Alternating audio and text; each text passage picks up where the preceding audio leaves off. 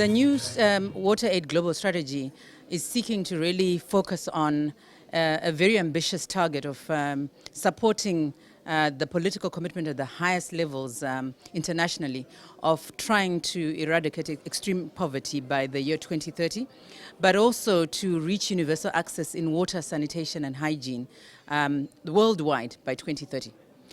That's quite a big target, considering that there's still hundreds of millions of people who don't have access to water and sanitation worldwide, particularly sanitation.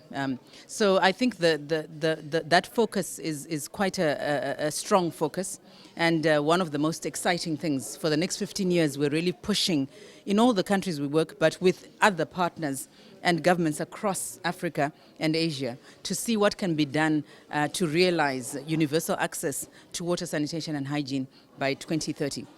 In addition, we're pushing for a greater focus on human rights, putting the citizens and communities at the center of development, but also in terms of really trying to focus on the poorest 25%, who are often left behind in all development initiatives. So what can be done around the poorest 25% that they may have access? So a focus on inequalities particularly. Water, sanitation and hygiene operate within a broader development and human context. And that context is countries like the Sahel region here in West Africa, where there is the constant droughts, issues of water scarcity. There are also issues of competing demands on water from agriculture, mining, and rapid urbanization in West and East Africa particularly, but also even Southern Africa, which are all putting a pressure on the natural resources available for communities. In addition, water is competing with energy. So we have to look at that in terms of how water, sanitation and hygiene for people at household level can be protected and ensured when there are all these big industrial demands. And in many of our countries in this continent, we're looking to achieve middle income status within the next 10 to 20 to 30 years.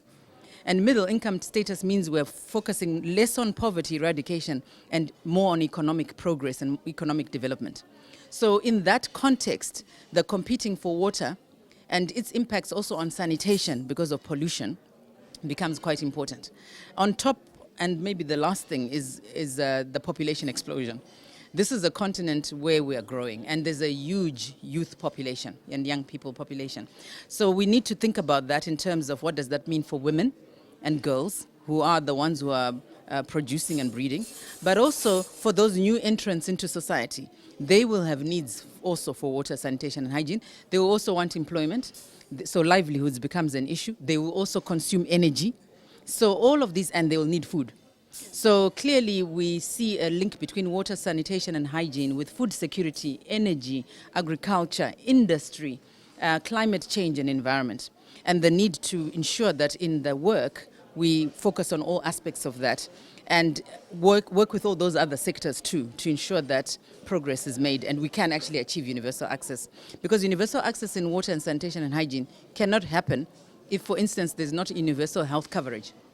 And it can't happen if children at school don't have water and sanitation and hygiene. We can't talk about quality education. So there's a connection, a direct connection between achievements in water, sanitation and hygiene with other sectors, particularly health and education, but as I said, agriculture and other things as well.